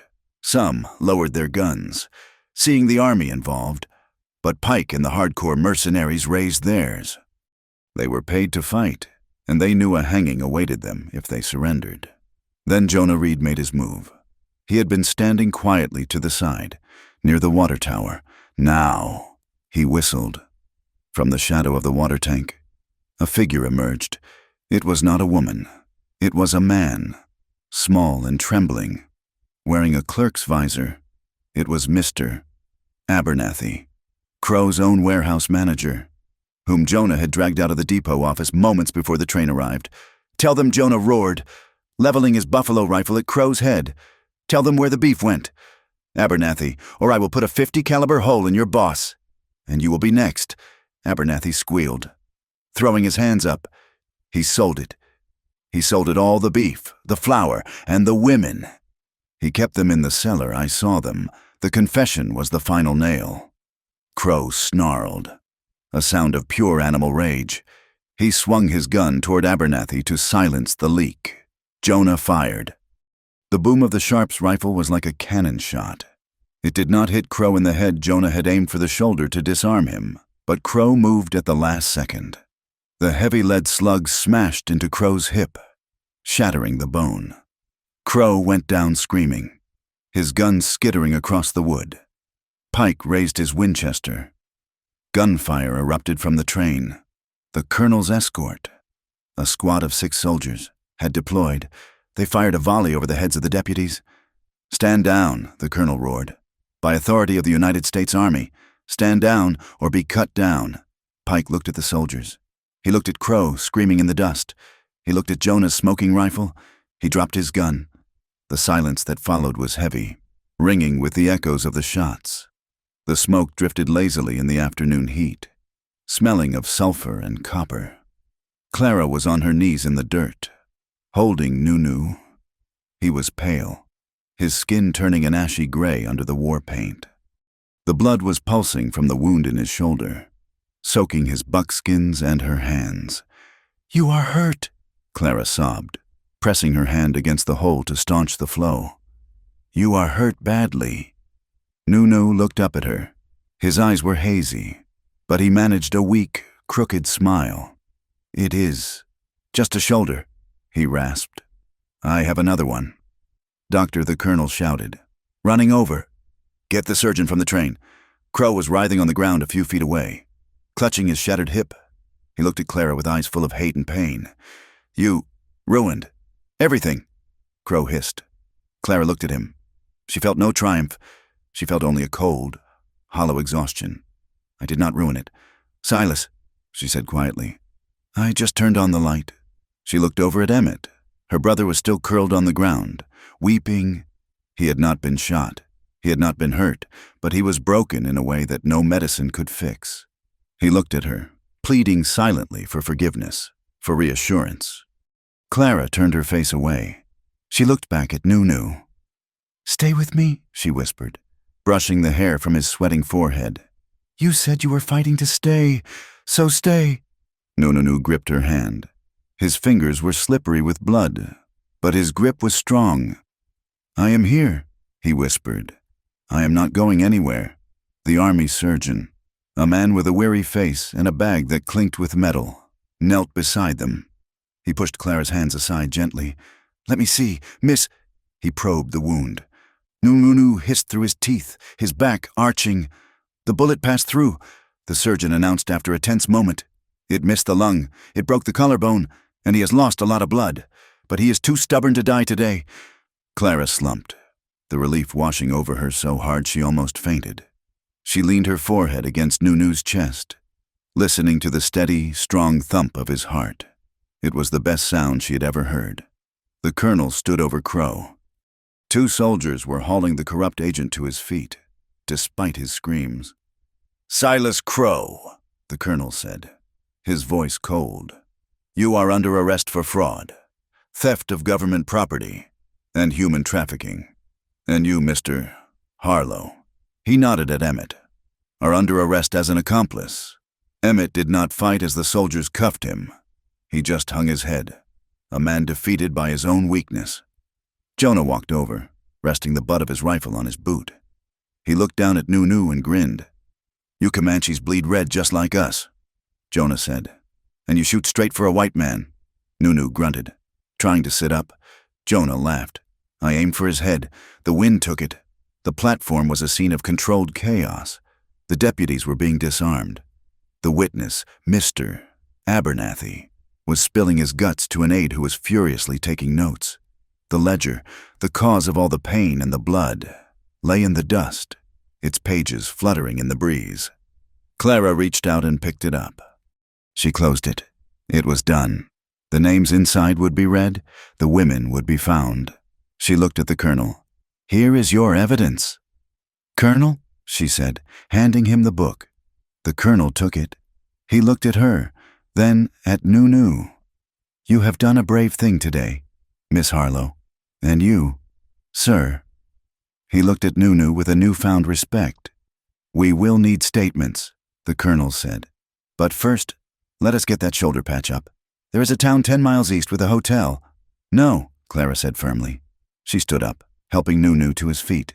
He leaned heavily on her, his good arm draped over her shoulders. "We are not going to a hotel. We are going home." "Home?" the colonel asked, confused. "Where is that?" Clara looked at Nunu. She looked at the vast, open prairie stretching out beyond the tracks. "Wherever the fire is," she said. She turned to Jonah. "Can you get the wagon?" Jonah tipped his hat. "I already have it hitched, ma'am." They walked away from the station, away from the train and the soldiers and the law. They walked slowly, leaving a trail of blood and boot prints in the dust. The sun was beginning to set, painting the sky in violent shades of orange and purple. It was not a clean victory. Emmett was in chains. Nunu was broken. Clara was scarred inside and out. But as they climbed into the wagon and turned the horses toward the river, Clara felt the wind on her face. For the first time in her life, it did not feel like something that was trying to blow her away. It felt like something that was pushing her forward. The wagon ride back to the river was a blur of grinding wheels and suppressed groans. The euphoria of the victory at the train station had evaporated, replaced by the grim reality of a bullet wound that had been ignored for too long. By the time Jonah Reed pulled the team to a halt in front of Etta's cabin, Nunu was burning with fever. His skin was dry and hot, like a stone left in the noon sun. His eyes were glassy, seeing enemies that were not there. Jonah carried the Comanche warrior inside, his massive arms bearing the weight easily, though his face was etched with concern. Clara followed, carrying the medical bag the army surgeon had pressed into her hands. She felt hollowed out, scraped clean by the day's events. But she could not rest. Not yet. Etta was waiting. She did not ask what had happened. She took one look at Nunu's gray face and the blood-soaked bandage on his shoulder and pointed to the low bed in the corner. "Put him down, you big ox," Etta commanded Jonah. "And try not to break my furniture." She bustled over to the stove, where a pot of water was already boiling. She seemed to know they were coming. Or perhaps she just always kept water boiling for the disasters the frontier inevitably brought to her door. "He stood in front of a bullet," Clara said, her voice cracking. "He saved me." Etta snorted as she began to mix a poultice of slippery elm and echinacea. "Heroes," the old woman grumbled. "They are worse than children. A child touches the fire once and learns. A hero touches the fire and then throws himself into it to see if it burns the second time." She pushed Clara aside gently but firmly. "Sit, girl. You look like you are about to fall over. Let me do the work. I have pulled more lead out of fools than you have hot dinners." Clara sat on the stool, watching Etta work. The old woman's hands were swift and sure. She cleaned the wound with whiskey, making Nunu hiss in his delirium, then packed it with the dark, pungent herbs. She bound it tight with clean linen. "He needs rest," Etta declared, wiping her hands on her apron, "and he needs water. If the fever does not break by tomorrow night, the spirits will decide. But he is stubborn. That counts for something." The next 2 days were a slow, agonizing vigil. The world outside the cabin continued to turn. The wind blew, the sun rose and set, but inside, time was measured in breaths and the drip of water from a ladle. Clara took charge of the hearth. It was a simple thing, keeping a fire lit, but to her, it became a holy duty. For days, she had been the one dragged, carried, and protected. Now, she was the keeper of the flame. She cooked broth from dried venison and corn. She fed Nunu spoonful by spoonful, supporting his heavy head with her arm. On the second night, while Jonah was outside seeing the horses, Clara sat by the bed. Nunu was tossing, muttering in his own language, words she did not understand. But the tone was clear, it was grief. He was calling for people he had lost. Clara touched his forehead. It was still burning. She thought of Emmett. She had not visited him at the makeshift jail in town. She heard he was being transferred to the federal penitentiary in Leavenworth. The thought brought a sharp pang of guilt, a phantom ache like a severed limb. He was her blood. He was the only family she had left. But as she looked at the man lying in the bed, this warrior who had ridden into hell for her, who had taken a bullet meant for her, without a moment of hesitation, Clara realized a hard truth. Blood was just biology. Family was the people who stood beside you when the storm broke. Emmett had sold her to save himself. Nunu had offered his life to save hers. The ledger in her mind was balanced, and the debt to her past was canceled. She dipped a cloth in cool water and wiped Nunu's face. "I am here," she whispered. "You are not alone." On the third morning, the fever broke. Clara woke to find Nunu watching her. He was weak, his face gaunt, but his eyes were clear. The dark fire was back, dimmed but steady. "You are still here," he rasped. His voice sounded like dry leaves. "Where else would I go?" Clara asked, smiling despite the exhaustion that pulled at her eyes. Nunu tried to sit up, but grimaced and sank back. "You should have gone to the train," he said. "You are a hero to them now. The colonel would have given you a ticket to anywhere. East, north, away from the dust." "I am done with trains," Clara said. She stood up and went to the stove to fetch him a bowl of broth. "And I am done with running away." Jonah came in the door then, stomping the mud off his boots. He held a sheaf of papers in his hand. He looked at Nunu and grinned. "Look who decided to join the living," Jonah boomed. "I was about to sell your horse. Touch my horse and I will scalp you. Trapper," Nunu said weakly. Jonah laughed, a deep, belly-shaking sound. He pulled a chair up to the table and laid the papers down. "I went into town," Jonah said, his face growing serious. "I spoke to the colonel before he left. These are for you. Clara, it is a witness protection order. It says you are under the care of the federal government until the trial next spring. It means if anyone touches you, they answer to the United States Army." He pushed a piece of paper toward her. "And this," Jonah said, sliding a second paper across the wood, "is a deed. It seems Silas Crow had a lot of property that suddenly needed new management. The court seized his assets. They are letting you stay in the small house on the edge of the settlement, the one near the creek, until things are settled. It is a roof." Clara looked at the papers. It was security. It was legal protection. It was everything she had wanted a week ago. But she also saw the look in Jonah's eyes. "How is the town?" Clara asked. Jonah hesitated. He rubbed his beard. "Silas Crow is gone, but his friends are not, and people talk. Clara, they know you went off with a Comanche. They know you lived in the wild. They call me a savage lover?" Clara asked bluntly. Jonah nodded. "And worse. To the polite folks, you are ruined. A woman who spends nights with an Indian is not welcome at the Sunday social. The shopkeeper sold me the flour, but he wouldn't look me in the eye." Clara stood straighter. She felt the sting of it. the unfair, biting prejudice of the civilization she was supposed to belong to.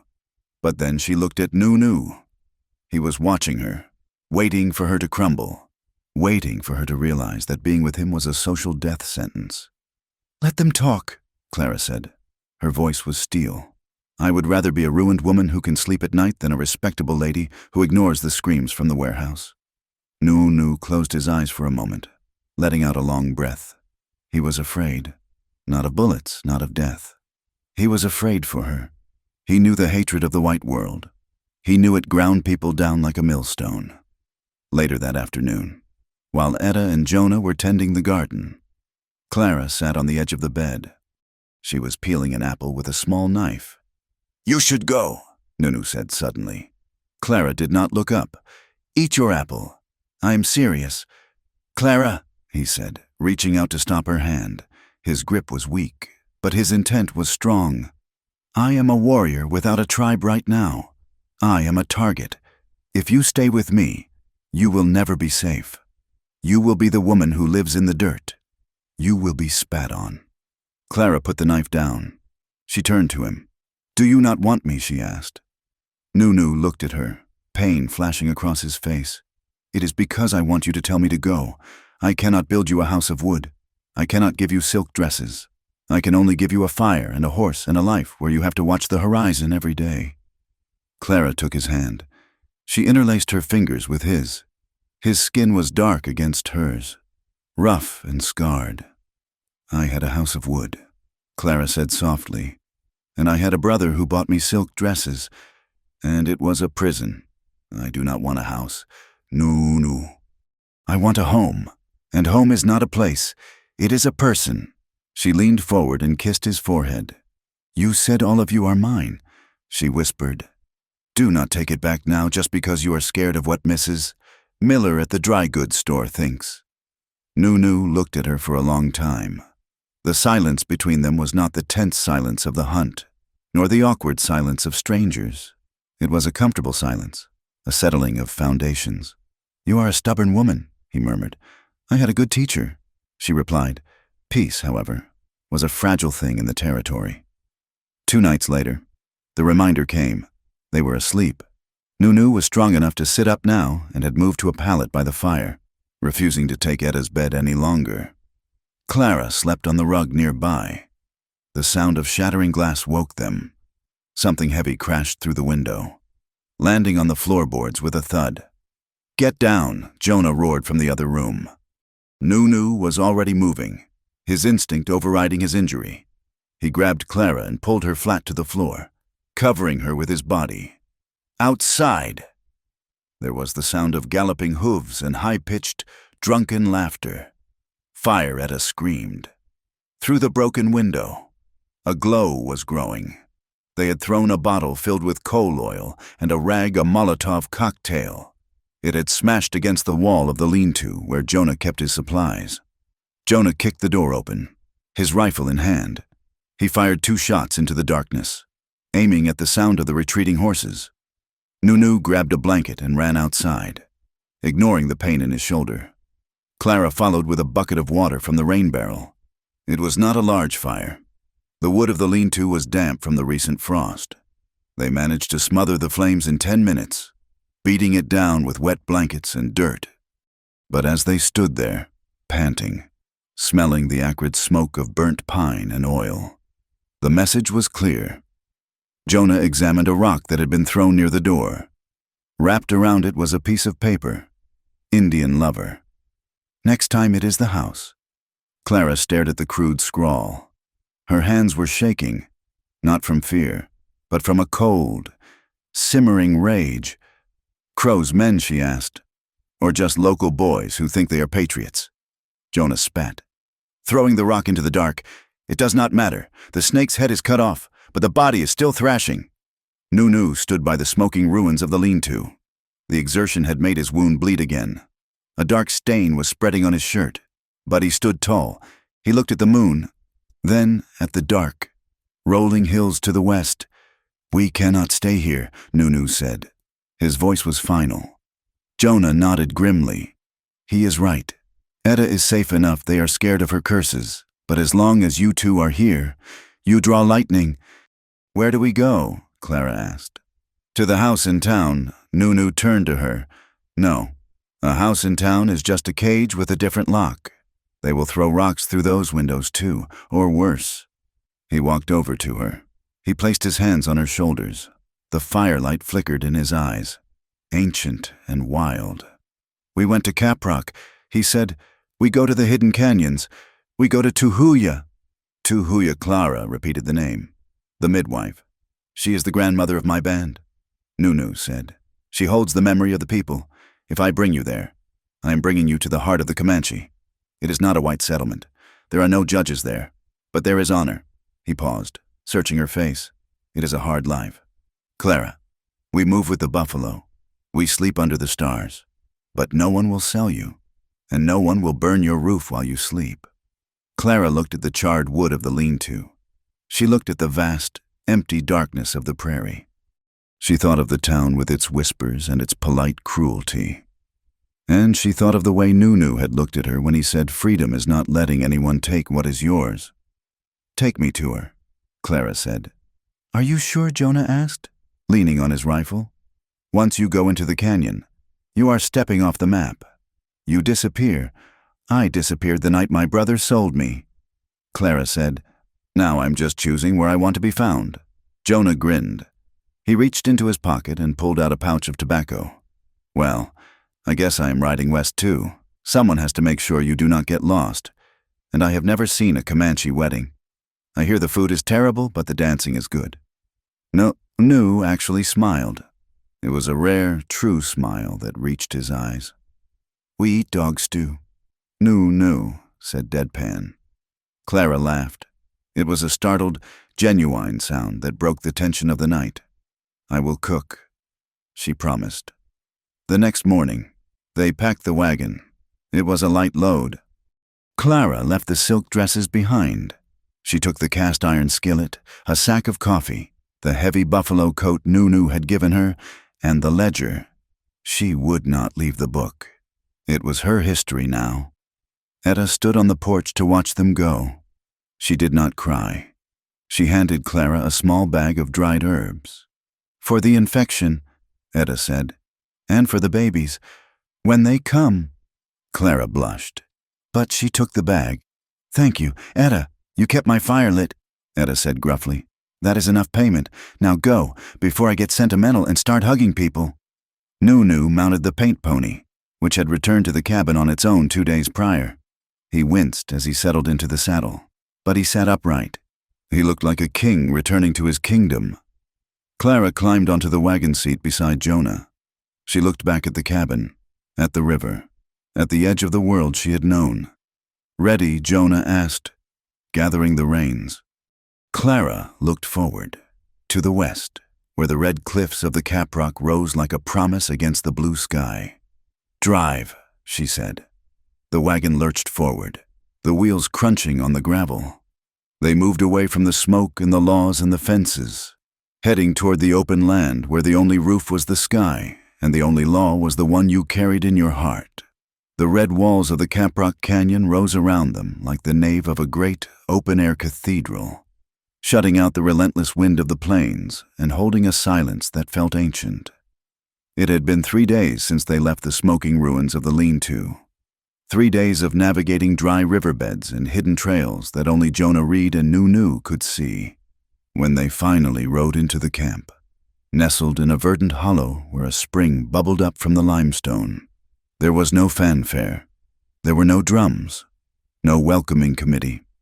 There was only the smell of wood smoke, curing hides, and the sharp, watchful eyes of people who had learned that strangers usually brought death.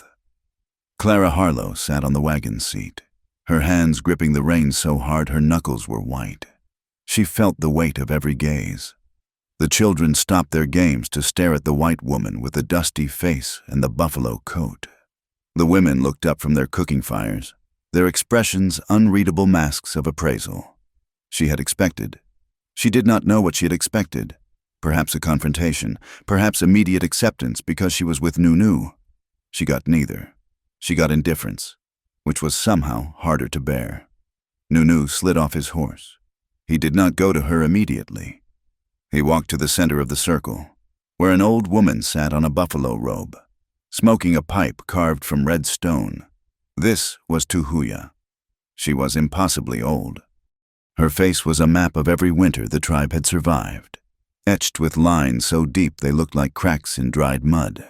Her hair was white, 2 long braids wrapped in strips of red cloth, but her eyes were bright, sharp, and terrifyingly intelligent.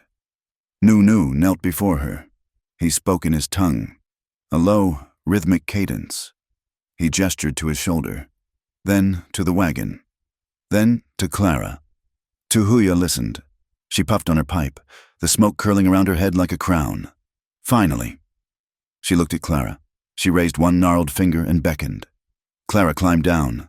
Her legs were stiff. She walked to the fire, feeling like a clumsy giant in her heavy boots. She stood before the matriarch, unsure of what to do. Should she bow? Should she speak, sit? Tuhuya said in English. Her voice was like grinding stones. Clara sat on the earth. You are the one who carries the book. Tuhuya said, I am, Clara replied. And you are the one who stopped the bullets with my grandson's body, Tuhuya added. Clara flinched. The bluntness of the accusation stung. He saved me. Tuhuya studied her. He saved himself. A man who lets his woman die is dead already inside. Do not take credit for his honor. Girl, it was the first lesson, and it was a slap in the face. Clara felt the heat rise in her cheeks. She wanted to explain, to defend herself, to list the things she had done, but she looked at Nunu. He was standing back, watching her. He did not intervene. He was letting her stand on her own feet. I understand, Clara said quietly. Over the next few weeks, Clara learned that the canyon ran on a different time and a different law. There was no mine and yours in the way she understood it. One evening, she brought a bucket of water from the spring. She was thirsty, her throat parched from the dry air. She lifted the ladle to her lips to drink. A small hand tugged at her skirt. It was a little girl, no more than 5, with eyes like obsidian. The child did not ask. She just looked at the water. Clara hesitated. In the settlement, you finished your work. Then you took your reward, but she saw the women watching her. Clara lowered the ladle. She offered it to the child. The girl drank, wiped her mouth, and ran off without a word. Tuhuya was watching from her tent. She nodded once. Water flows, the old woman said later. When Clara was helping her grind corn, if you hold it, it becomes stagnant. If you share it, it remains fresh. You white people build fences around water. You build fences around land. You even build fences around your God. That is why you are always thirsty. It was a difficult adjustment. Clara had to unlearn the polite, nervous chatter of her upbringing. She learned that silence was not an absence of thought, but a form of respect. She learned that looking someone in the eye was a challenge, and looking at the horizon was a shared vision. And she learned about Nunu. Here, he was not the savage of the town's nightmares, nor was he the mythical hero of her own desperate moments. He was a man. He snored when he slept. He became irritable when his shoulder ached before a storm. He played stick games with the men and lost, laughing loudly. One night, sitting by the fire, Tuhuya spoke to Clara again. You look at him like he is a spirit, the old woman said, poking the fire with a stick. Stop it! I love him, Clara said defensively. Love, Tuhuya scoffed. Love is a white word for possession. You think love saved you. Love did not save you, daughter. You saved yourself by chewing through a rope. He saved himself by standing in front of a gun. Love is what happens when 2 people stand up on their own 2 feet and then decide to walk the same path. If you lean on him too much, you will break his back. If he carries you, he cannot hunt. Clara looked across the fire at Nunu. He was repairing a bridle, his hands working the leather with quiet concentration. She realized Tuhuya was right. She had been clinging to him as a savior, but a savior was a fantasy. A partner was real. I will walk, Clara whispered. Good. Tuhuya grunted. Then you can stay. Winter melted into spring. bringing a carpet of wildflowers to the plains bluebonnets, Indian paintbrush, and evening primrose. With the spring came Jonah Reed, driving a mule loaded with supplies and news. He found them near the mouth of the canyon, where Nunu and Clara were building a cabin. It was not in the camp, nor was it in the settlement. It was on a rise of land near the river, a place that looked both ways. Jonah swung down from his mule, looking older and dustier, but grinning his wide grin. "I see you have not killed each other yet," Jonah boomed. "We are trying," Nunu said, wiping sweat from his forehead. He was placing a heavy log for the wall.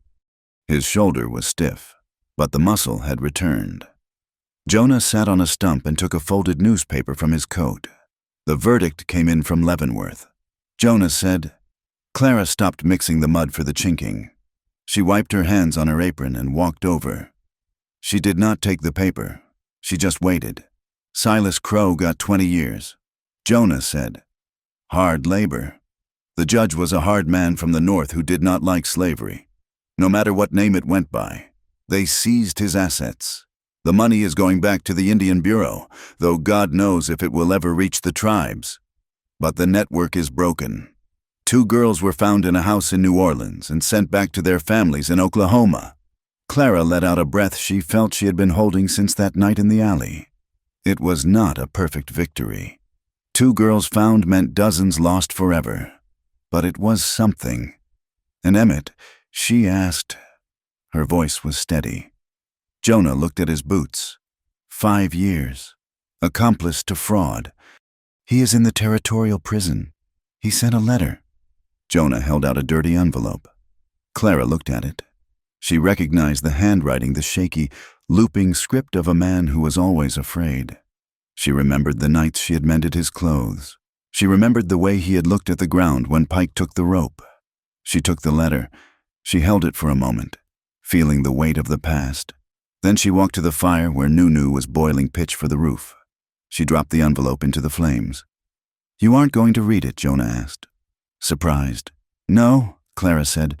She watched the paper curl and blacken, the words turning to ash.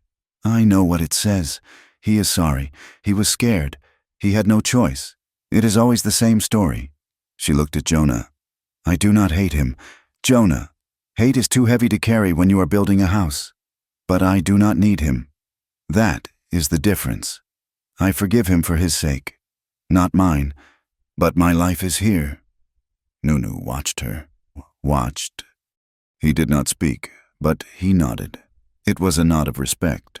She had cut the final rope. The house they built was small. It was made of cottonwood logs and river mud. It had a stone chimney and a porch that faced the sunset. It was a bridge. Clara did not become a Comanche. She wore her calico dresses, though she wore moccasins on her feet. She did not try to be something she was not. Instead, she brought what she had. She opened a school on the porch. It started with 3 children from the camp who were curious about the marks she made on paper. Then a few women came. Then, surprisingly, a few settlers' children from the isolated farms nearby, whose parents were desperate for them to learn to read the Bible or a seed catalog. Clara taught them the alphabet. She taught them numbers. But mostly, she taught them that the people on the other side of the canyon were not monsters. Nunu hunted. He provided meat for the table and hides for the trade, but his role had changed. He was no longer just a warrior fighting a losing war against the tide of history. He was a guardian. He patrolled the trails, ensuring that the peace between the 2 worlds, fragile as a spider web, was kept. He stopped young braves from stealing cattle, and he stopped white drifters from camping on sacred ground. He was the gatekeeper. One evening in late autumn, the air was crisp and smelled of dry grass. The sun was setting, painting the sky in violent streaks of violet and gold. Clara sat on the porch, a book in her lap. The fire was crackling in the hearth inside, casting a warm, orange glow through the open door. A pot of stew was bubbling, the smell of sage and venison drifting out. Nunu rode in from the ridge. He dismounted and turned his horse into the corral. He walked up the steps, his gait slow and easy. He looked at the sign Clara had carved and hung above the doorframe. It was a piece of driftwood, polished smooth. On it, she had burned a single symbol. It was not a word. It was a circle with a flame inside it, the Comanche symbol for the center, the place where the fire burns. Home. He sat down on the bench beside her. He did not touch her immediately. He just sat, letting his presence settle around her like a warm blanket. "The wind is turning," he said. "Winter will be early." Clara closed her book. "We have enough wood, and the cellar is full of corn." Nunu looked at her. The gray in his hair was more visible now, and the lines around his eyes were deeper, but the hardness was gone from his mouth. "Tuhuya passed today," he said softly. Clara reached out and took his hand. She felt the roughness of his palm. She went to sleep in the sun. Nunu said, "She told me to tell you that you make good bread for a white woman." Clara smiled, though her eyes filled with tears. That is high praise. She was the last of the old ones. Nunu said. He looked out at the darkening prairie. "Now we are the elders." "Clara, we have to hold the memories." It was a terrifying thought, and yet it felt right. They were the bridge. They were the ones who would remember the wars and the peace, the hunger and the plenty. Clara leaned her head on his shoulder. The wool of his shirt scratched her cheek, a familiar, comforting sensation. "Are you happy?" she asked. It was a foolish question. Perhaps happiness in the territory was not a state of being. It was a fleeting moment between disasters, but she needed to ask. Nunu looked at the fire inside the house. He looked at the woman beside him, whose hand fit in his like it had been made there. He looked at the rifle leaning against the wall, and the ledger sitting on the shelf, a book of debts that had been paid in full. He wrapped his arm around her, pulling her close. "I am not hungry," he said. "I am not cold, and when I wake up, I do not have to look for you." He kissed the top of her head. "Freedom is not a place without walls, Clara. Freedom is choosing who you stand with behind the walls." He gestured to the vast, star-filled sky above them. "I am here," he said simply. Clara closed her eyes, breathing in the scent of him and the wood smoke. It was not a fairy tale ending. The world was still hard. There were still men like Crow, and there was still hate in the towns, but they had carved out a space in the chaos. They had lit a fire that the wind could not blow out. "I am here too," she whispered.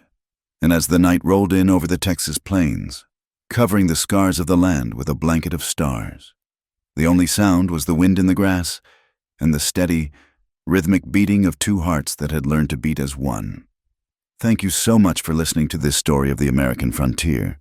I hope Clara and Nunu's journey touched something in you.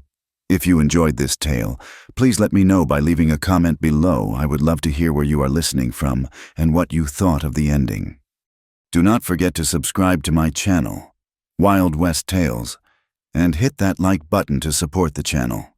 If you really want to help these stories reach more people, please smash that hype button. Your support keeps the campfire burning. Thank you, and happy trails.